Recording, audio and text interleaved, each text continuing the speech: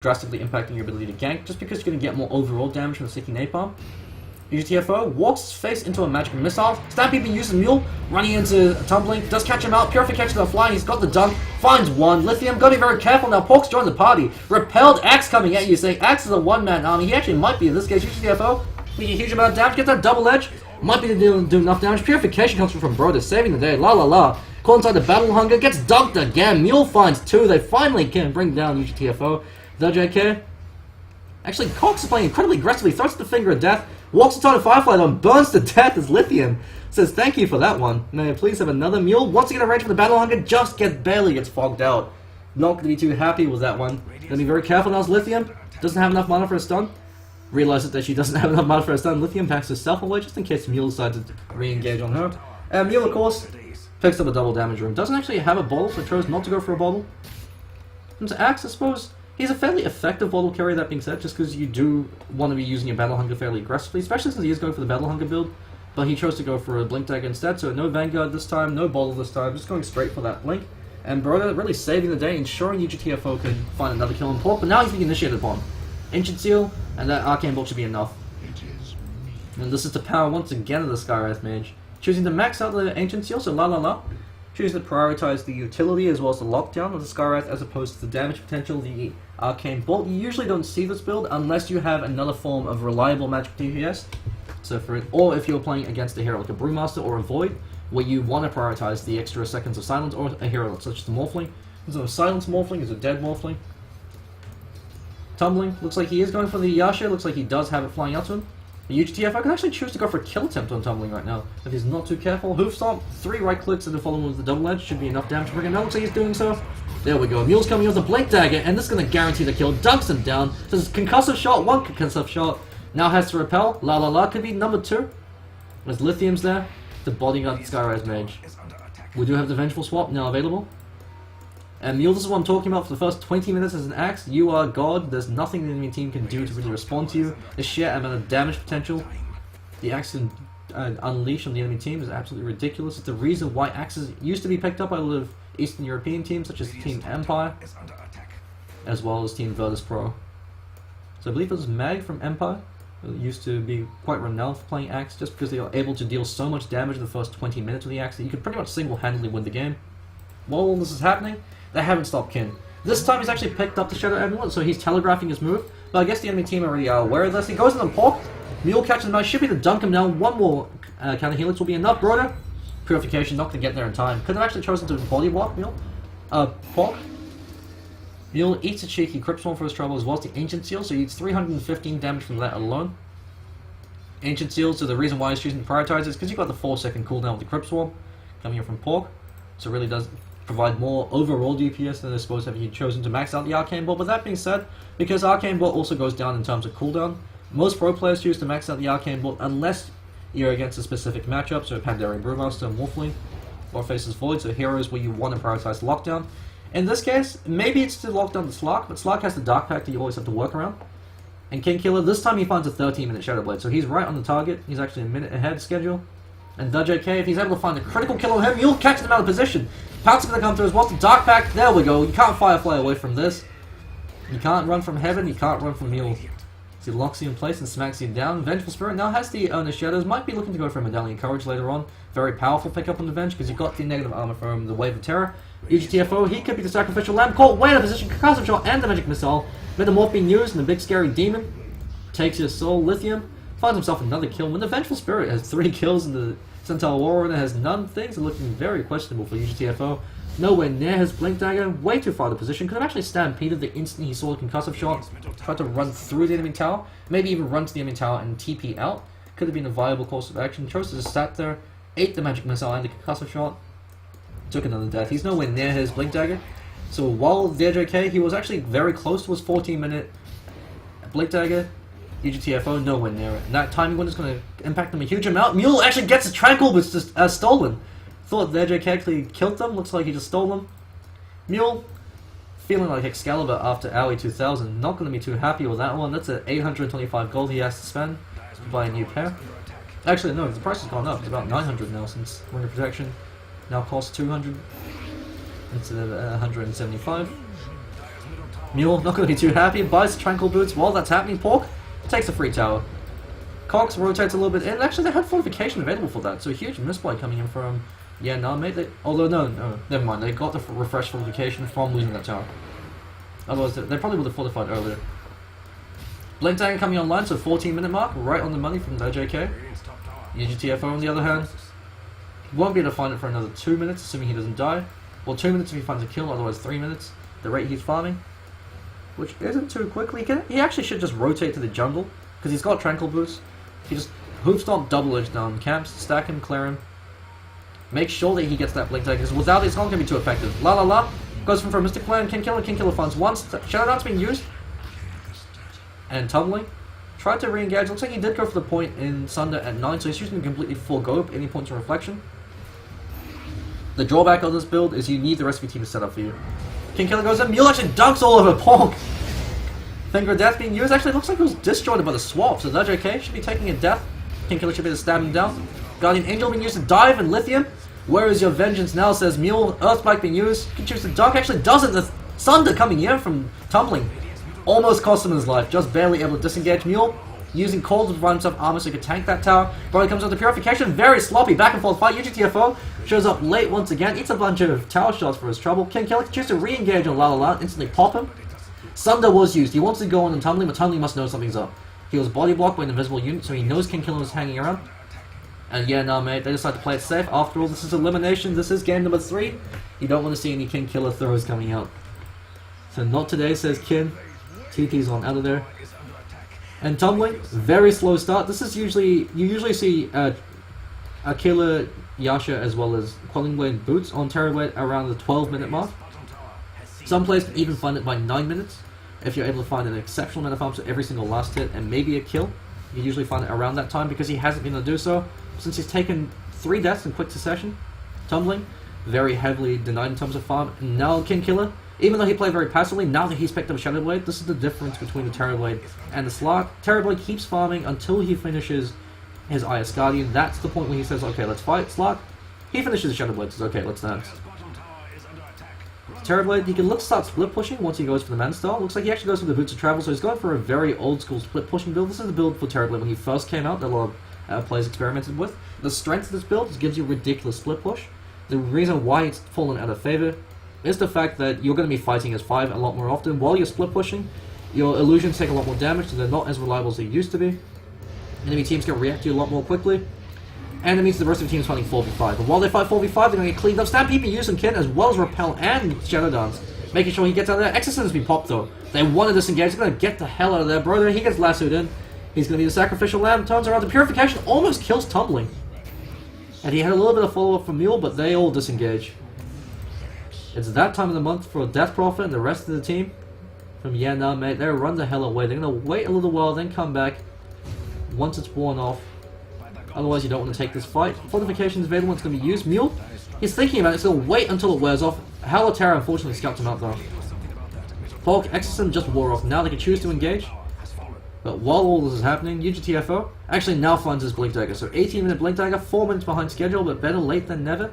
Gotta be careful though, as the JK could choose to engage on him. And the JK actually being fairly effective with his mana pool, so even though he did criticize the early point in Flame Break, he hasn't run into any mana issues yet, so he is working around the fact that he's got that Flame Break. So not using Sticky Napalm as judiciously as he'd like. King Killer spots out La La La, says, ooh, free gold.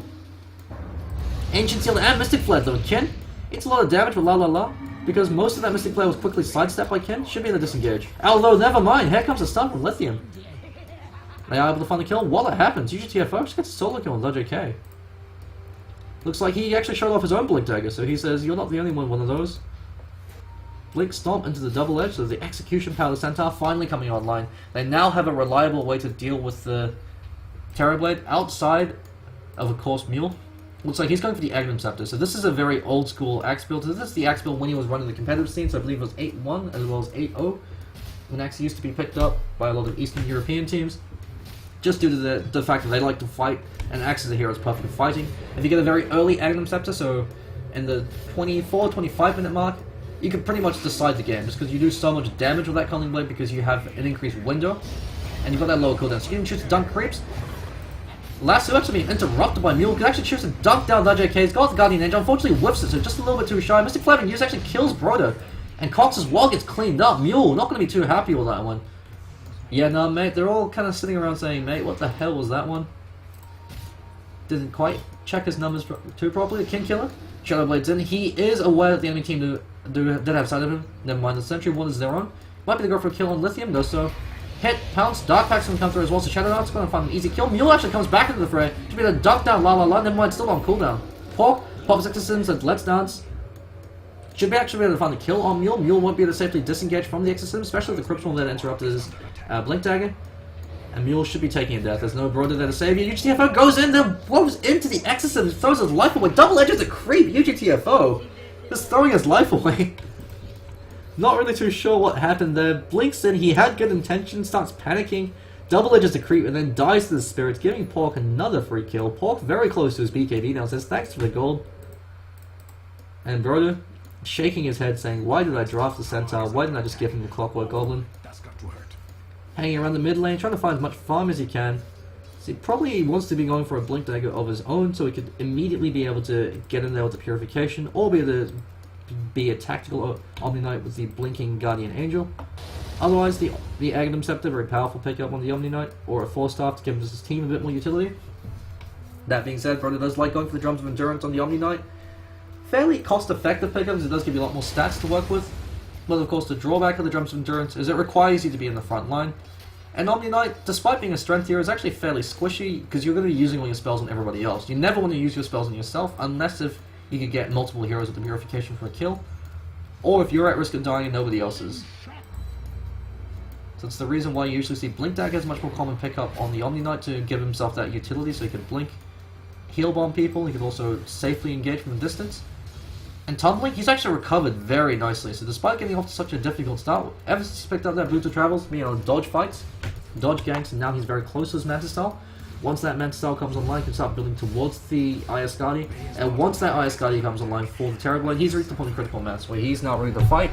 There's now nothing the enemy team can do to stop him, because if he walks into a team fight, he's got 2 lives. He's got 1 life that he already has with the 2k HP from the Ayasgadi, as well as the points and stats, and he's also got the Sunder that he could use to bail himself out. Pork gets called out. He does have a haste rune, never mind, the haste rune has completely been purged off with that BKB usage.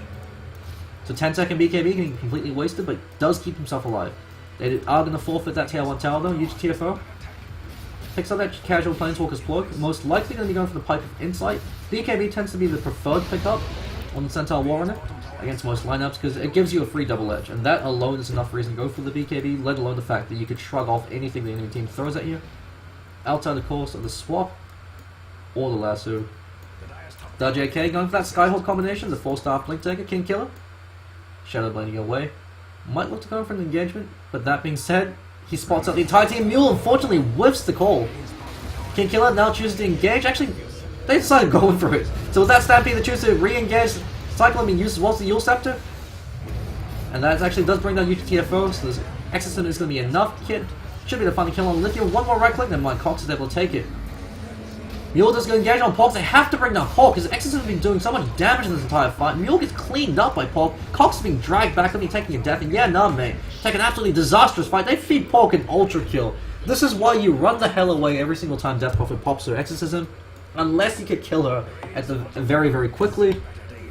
Death Prophet on her own, just without the BKB, with the Yule Scepter and with the Exorcism, she was the vast majority of the damage. She was 3.7k. She was almost all the damage of that fight. The rest of the team, they threw in 1 or 2 cheeky right clicks and that was it. She was the one that pretty much carried them through that, destroyed the enemy team. You have to respect the Exorcism, you have to respect the enemy team, especially if they've got a Death Prophet player who's now leading in terms of net worth. So Death Prophet, while in theory, much like the Pandarian Brewmaster, she tapers off at the 30 to 35 minute mark. In practice, because she has such a strong laning phase and because she's usually able to find so many kills in so many fights, she's very powerful at every stage of the game. So long as she's able to find farm, much like the Razor, she scales and transitions into the late game just as well as a hard carry, because you have to respect the Exorcism. X gonna give it to you just like DMX. Every single time she pops the Exorcism, you run the hell the other way, you wait for it to wear off, and then you re-engage. It's the reason why she's still picked up in pretty much every single competitive game. She's got one of the highest pick rates for the 8-1 era TI4 heroes. Despite the fact that she's been nerfed almost to the ground with the Exorcism, I believe the cooldown's increased by 30 seconds, so it used to be 110 seconds, now it's 145, with 35-second increase in cooldown. She's still considered first pick, first ban by most competitive teams. This is the reason why the Exorcism does so much damage. Even if it's got an increased cooldown, you still have to respect it. Unless you can instantly kill a Death Prophet, which of course is very difficult since she has a BKB, so she's going to shrug off all your magic damage. She's also probably going to be going for a Harder Tarask or a Shiva's Guard. Death Prophet basically gives you all the strengths of the Luna, so she provides a huge amount of presence, a huge amount of AoE damage, but unlike the Luna, she builds survivable items while Luna chooses to prioritize damage. At least for her first few items, usually she's something like a Manta style, or she tends to go for an early BKB, which then becomes irrelevant later on you go into the game, since you can't refresh the BKB. Death Prophet says not to that every single item she builds, aside from the Yule Scepter, but even then, Yule Scepter you could argue is a defensive pickup because you could self-cycle her. So she gets so much damage from just being alive that all she has to do is stay alive. Unlike Luna, who still wants to build damage items and build survivability once she's got enough damage that she now just wants to stay alive to stick. So she gives you all the team fighting presence of the Luna, since much like a Luna, you have to throw everything you have at the Death Prophet or the Luna, because otherwise you can't afford to eat that much damage. Cox has actually picked up a Blink Dagger, so he's actually fairly farmed, all things considered. And Mule finally finishes his Egg Interceptor. He is right on track, so 25-26 minute mark. And Kim's also picked up his Iascati, so once again, 25-minute mark seems to be the power minute for the boys in Yeah Nah Mate. Of course, most games in 8-2C tend to be decided by a decisive engagement in the 25 to 30 minute mark, because that's the point where you're able to find the decisive fight against teams who are ahead and push yourself back into the lead. So 4k experience lead into the hands of Tuzki or Husky. We do see a Blink Call coming in on Tumbling. Tumbling should be taking a death, since our Warren is able to cut him down. So Khal Drogo demands some blood. Custom shot being used, and King Killer says thanks for the gold, goes for a killer Lala Love, Lithium swaps him out. Skywrath Mage being saved by his lover. While that happens though, Guardian Angel being used for the ghosts that don't really give a damn about the Guardian Angel. It does nothing. Broder walks away with the purification. And Pork, actually, they are actually able to tank up the vast majority of their Exorcism. And so they get 2 for 1, they're more than happy to throw Cox away. In exchange for that, while that happens, Lithium should be taking a death. Never mind, the Cyclone is there. Mule wants to go in for this with the Blink Dagger. He does, he just dunks them down at half HP. Mule coming in from out of East Harlem, just dunks into the ground. The JK going in for a good lasso, but he could be throwing his own life away. Ken's got the pounce available. Mule still has dunk. He's going to dunk him down this time. He checks. Doesn't even need it this time as he's called in the Grave Silence. Ken goes for Pork. Pork, no Exorcism this time. And Mule go and give it to you with a triple kill coming up from him. And this is what I was talking about, the 25 to 30 minute mark. Those 3 kills feed 6,000 experience into the enemy team, as well as giving them about a 3k gold lead. They also killed a courier. So as if killing 3 heroes, 4 heroes wasn't enough, they also take the hero. Actually, that was an entire wipe. They also killed the Skywrath and Terrorblade, who just came back to life now. Did he even buy back? No, he didn't. It's a fantastic fight going to the hands of Yeah Nah Mate. Now pushed himself ahead. So that 4k gold lead was mentioning right as Tumbling got jumped. Now down to 1,000. That gold lead, now down to 2,000. And with that, momentum swings into the hands of Yeah Nah Mate. If they choose to continue to play it safe and continue to grow their lead, so increasing their efficiency, finding some farm. Mule dropping his Tranquil Boots despite not learning his lesson from the last time. He's now picked up a gem. And so this is what I mean. Because they're able to find 3 kills, because they now have a gem. I'm not too sure if they bought that, they picked it up, no command. They actually picked it up from Lithium. So they've now actually fed another 1,000 gold or 900 gold into the enemy team's hands. They can now starve out the enemy team, take some map control from them, and make it so difficult for the Terrorblade to safely find farm. Because every single time he BOTs into a lane, he's going to be worried. Is King Killer there? Is he going to come up and stab me in the back? Am I going to get jumped and dunked by Mule? So to make him play incredibly conservatively. So just because he has no vision, sending an illusion to split push, so he's forced to use Metamorph just to find some farm. And of course, Metamorph is the true ultimate of the Terrorblade. It has such a massive cooldown. I believe it's 3 minutes, it's 140 seconds. So 2 minutes and 20 seconds. You have to work around it. Every single time it's off cooldown, you're effectively useless when it comes to these team fights. King Killer, YOLOing in. This is the weakness of the Shadow Blades. This is the reason why Blink Dagger is almost always superior in 9 out of 10 situations. Is this situation right here. You walk in, the enemy team have sight of you, they instantly choose to engage, and now you've just thrown away your lead. Pork pops the BKB as well as the Exorcism, and Broder, as well as Mule, they decide to disengage. Broder gets swapped in, he's going to get torn to pieces by the spirits. And Mule, he's going to be the lone survivor, he just barely TPs out. Pork had that Yule Scepter ready. The JK, Flame Break was used earlier, didn't have that to be able to break them as he was repelled, and Mule Actually picks up a Vanguard, so going for a very interesting build this time. Probably going to be going for the Crimson Guard. I don't think Crimson Guard blocks instances of the Exorcism Spirit damage. It might, since Vanguard actually doesn't block instances of the Exorcism Spirit damage. Created by Mule. So Mule really showing off his hero flair, I suppose I could say. The JK Skyhook combination now available. Firefly to provide vision just in case if anyone's hiding there. This is what I mean by Batrider being the most powerful initiation hero in the game. Is the fact that since you have flying vision from him, you always get to choose your fights. You always get to choose when the enemy team engage. Actually, we've got Mass TPs coming in as well, so fortification. They want to defend this. UGTFO. Stampede available. He does have Blade Mail. They are actually able to take that tower. They instantly disengage. UGTFO does catch out Pork. Pork doesn't have exorcism this time. Swap comes in. Lithium. He's going to be a sacrificial lamb. Metamorph Delusion's going to work on Cox, and Cox just gets right-clicked down. Tumbling though, throws his own life away. Mule being a little bit confused, and some mind games coming in from Tumbling. Dunk is being wasted, and Tumbling just walks back towards them saying, hey guys, this is the real me. Mystic Flame being used, Brother gets cleaned up by that one. Sunder being used as well. Mule gets dragged back, Mule could be taking a death, but while that's happening, the Kin doing work. He has to make up for the rest of his team. Mule, Desperation Call, keeping himself alive, and now Kin finds one. Trying to keep his team in this fight. Dust has been used, so he can't Shadow Blade out of this one. Scotty doing a huge amount of work though. UGTFO almost takes a death, barely keeping himself alive. And yeah, nah, mate, barely able to call himself out of that fight. Very sloppy fight. If Mule had called the right illusion, or had he chosen not to go on the fake, would have turned out completely differently. Since Tumbling got that Sunder off, he was able to re-engage, got a free kill on Cox for nothing, just waddle away. He almost has a Scotty now. If they're not able to take tier 2s and start to starve the enemy team of farm, once that Scotty comes online, unlike an Scotty on Slug, which still is very effective, Scotty on Terrible is a completely different ballgame, because it gives him the stats that he could survive the first salvo spells you throw at him, unless you use everything to lock him down and kill him, in which case, you've got nothing for Pork, who's able to waddle around with that Exorcism. Screaming X, go and give it to you, and laughing maniacally the whole time. So while that's happening, Tumbling's able to, if you focus Tumbling, then the Death Prophet stomps you. If you go on Pork, then Tumbling's going to start hitting you. With that Scotty, especially with the Metamorph, you can't run away from him. So if you thought Cox had difficulty before, now it's going to be even more difficult to disengage against the Terrorblade. And of course, once he picks up the Scotty, he can then build whatever the hell he wants. Most likely going to be something like a Butterfly, especially if he wants to man fight against the Slug. UGTFO getting initiated upon Exorcism being used as well as Lasso on Broda. Broda, he's going to be the critical piece of the team fight. He gets torn apart for the Shiva's Guard. Winter has come a little bit too early for him. UGTFO, Repel's being used, but he's going to get cut to pieces. Blade Mail not really going to help you there. So I suppose the rationale for him not going for the BKB is the fact that you do have the Repel coming in from the Omni Knight, but with that, yeah, nah, mate, they throw away any lead they had. And because of that, EXP lead now going back into the hands of Tuzki or Husky, about 1k. Gold lead going to 3k, but they could be losing their first set of racks if they're not too careful. This is the power of the Terrorblade, much like a Lycanthrope. He pushes incredibly quickly. King Killer goes in, one-man army. Mule unfortunately calls as he got interrupted by the Shiva's Guard. King Killer silence, backing himself away. Buyback coming in from UGTFO. Cox walks through the Mystic Flag, gets torn to pieces. 3-man double edge. Mule comes with a huge 2-man call. Not doing enough damage, needs some follow-up. There we go, there comes one, there comes two. Mule can't give it to you. Says DMX, take some lessons, my friend. La la la, TP's out despite being battle hungered, so he's angry, but he's still able to make it back to the fountain. So I know they say never go to bed angry or never go to sleep angry. La la la says nuts to that. I'm gonna do whatever the hell I want. So let's go back to the fountain, even though he's very, very angry.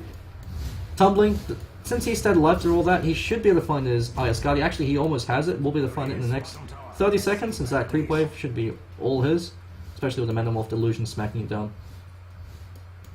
So the Guardian Terribly, he's now reached upon the critical mass. Mule going for the Crimson Guard, I believe. He's got that flying out to him. Very interesting decision to go for the Crimson Guard at the 33-minute mark. Crimson Guard's an item you want by the 30-minute mark, if you want to make good use of it. That being said, even though it is a fairly late Crimson Guard, it still does provide you a lot of benefit. The fact that you're blocking it 50 damage from the Metamorph Illusions from Terrorblade is going to be huge in these fights. Cox, he now stays alive for 3 seconds, they're just 2, unless he walks through the Mystic Flare again. Grouping up to do Roshan, since I think they actually lost the gem since Mule took a death in that last engagement. So Gem and True Sight should actually be on the enemy team, maybe? Korea doesn't have it. Maybe yeah, no, mate, just actually dropped in the fountain. Never mind, they dropped in the fountain, so they're choosing not to use it aggressively to secure map control. They've got Kin with the Shadow Dance, they know when they've got vision and where they don't. So I suppose they don't want to run the risk of throwing the gem away to the enemy team. Now that we're past the critical 25 to 30 minute mark, because both teams equalized, so both teams lost a fight and then immediately lost another fight, so the tempo swing went both ways.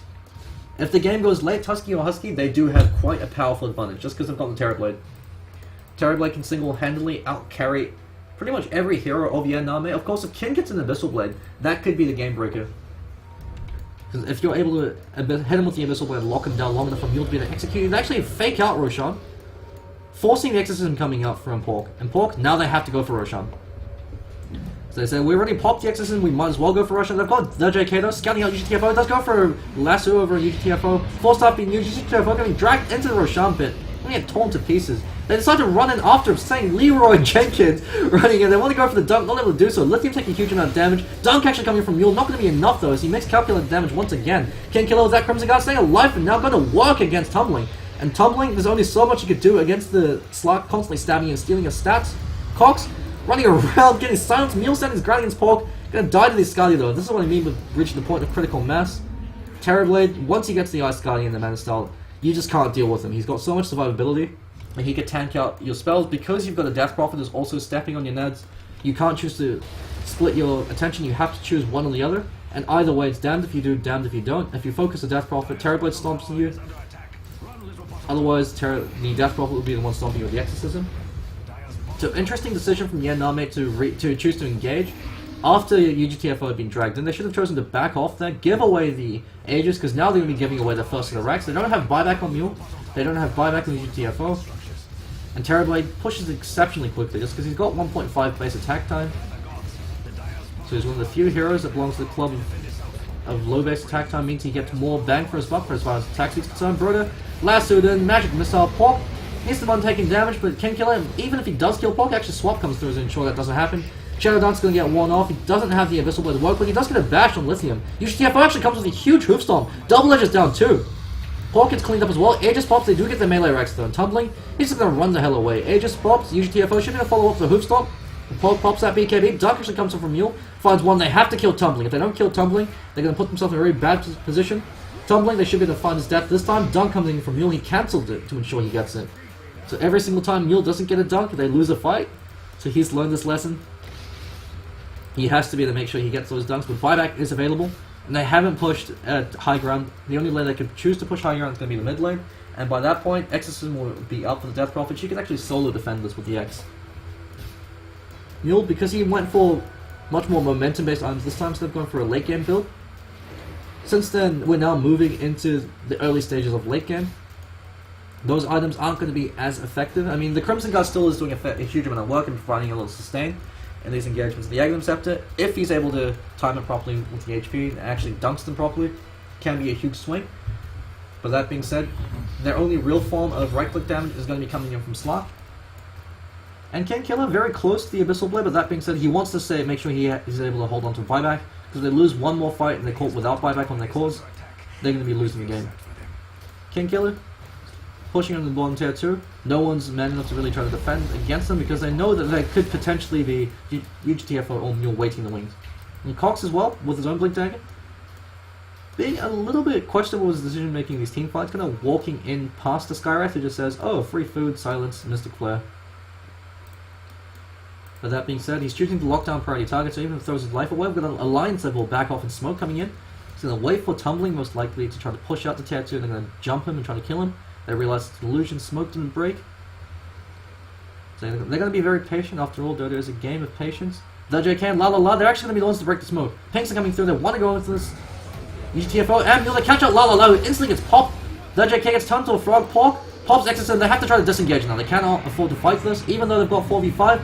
King Killer realizes this. Last two instantly gets broken by the repel. Good play coming in from them. Crimson Guard's been used as well. The Guardian Angel one off though. They have to choose to prioritize Pork. Broda could be taking a death track and TP on him. Does actually are able to find a kill over on Pork with that Finger of Death. Mule's actually dunking him down. King Killer does eventually take a death. This is a huge kill going to the hands of Tumbling. UGTFO getting snapped to all hell, being kited. Mule does come in though. Mule Scepter's able to control him for now. Tumbling turned into a frog and being hoof stomped. But he's still running at you. And Mule, now caught behind enemy lines. He's saying, team, please. Calls, it's a panic call, and eventually takes one more right click and takes a death. Tumbling takes 2 very important kills with that. He ends the spree of King Killer on the slot, and then he immediately TPs over, BOTs over to the top lane. He's also got a fresh BKB. I believe he hasn't used any charges of that, so a 10-second BKB on Terrorblade 40 minutes into the game. That's absolutely critical. It essentially guarantees they should be able to win the next engagement, because now they don't have any form of lockdown, they don't have any form of burst. Culling Blade, I believe, will remove the magic immunity when it's dealing lethal damage, since it deals physical damage to begin with. But otherwise, they don't have any real way to finish him off. They can't rely on the finger. Hex is being used, but Tumbling, he's got 2.3k HP. He stands his ground. His illusions take chunks of the Cox's life. They are actually able to hold on to another set of Rex, but it's an uphill battle for them. King Killer holding on to his gold. He doesn't want to buy back unless he absolutely has to, because now he has enough for the Abyssal Blade, and if he farms about 1,000 more gold, he'll have enough for both buyback and Abyssal Blade, assuming he gets at least 1 kill. So the weakness of the Blink Dagger v Shadow Blade really being shown in the bottom jungle, where he went in, even though they had vision with the Sentry, so he actually should have realized that they spotted him there, since the Shadow Dance would have worn off, or the buff would have worn off for that. Broder going in for the Drums of Endurance once again, just provide cheap stats to keep himself alive for as long as possible, because he's not finding any form of farm at all. Can't really choose to go for the Aghanim Scepter or go for the Blink Dagger. He can't afford to farm 2.25 gold at 1 rush. Mule going in for the Boots of Travels. He really needs to pick up an important item for his team, like a Shiva's Guard or a Sheep Stick, so they need a way to be able to reliably deal with the Terrorblade. Actually even going for an Assault Cuirass would be a very powerful pickup, because Axe does do a fair amount of right-click damage. It's got a good agi growth, and you're getting a lot of free shots in when you call. So anything you can do to boost King Killer's damage. The biggest weakness of Slark in that one position role is if you're not able to win the game in the first 40 minutes, you're eventually going to get out-carried. Terrorblade, like, just sheer virtue of having a lower base attack time, especially since he's got a lot more farm than the Slark, is going to out-carry. If you have a look at the gold per minute, 553. So Terrorblade able to achieve the same rate of farm, or even faster rate of farm than an anti-mage without having to go for the Battle Fury route. So Tumbling, despite having a difficult early game, even though he took 3 deaths in quick succession, ever since he picked up that Boots of Travels, he was able to dodge a lot of fights, so just weren't able to lock him down. That boils down to the fact that UGTFO on the Centaur Warrunner just wasn't able to find his Blink Dagger to the 18-minute mark. By that point, you've missed your critical window to keep shutting down the Terrorblade. Had he picked it up by the 14-minute mark, along the same timeline as the Batrider, it would have been a solo. He could single-handedly kill the Terrorblade at that point on his own, especially since Tumbling chose to go for greed, decided not to go for treads, decided to go for the Aquila Yasha rush. So that left her incredibly vulnerable. If Tumbling's able to farm a Butterfly, yeah, no, mate, they don't have anything to deal with the Terrorblade at that point. They don't have an MKB coming on Slark anytime soon. Slark won't be able to find an MKB before Tumbling's able to close out the game.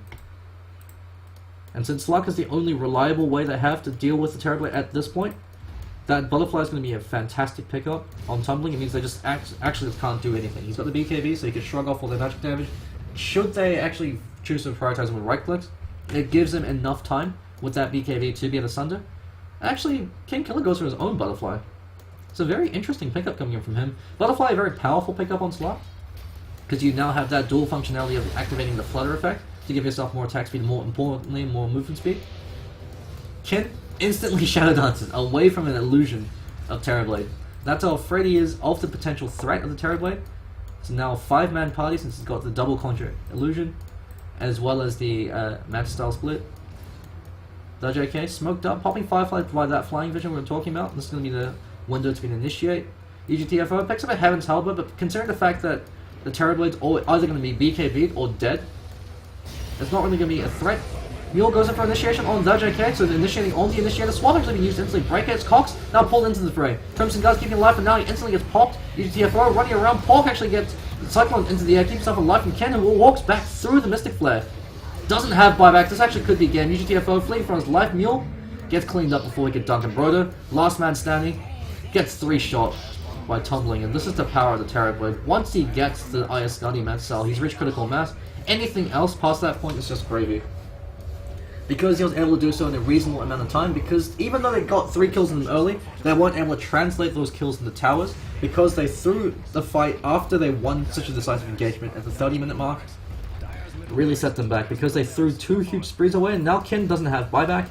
That's game over for the boys. And yeah, no, mate, so Tuzki and Husky, exceptional performance coming in from Pork as well as Tumbling, ensuring that they're able to and maintain their late game relevancy, as well as good performance coming in from Lithium, always being able to swap out the right targets.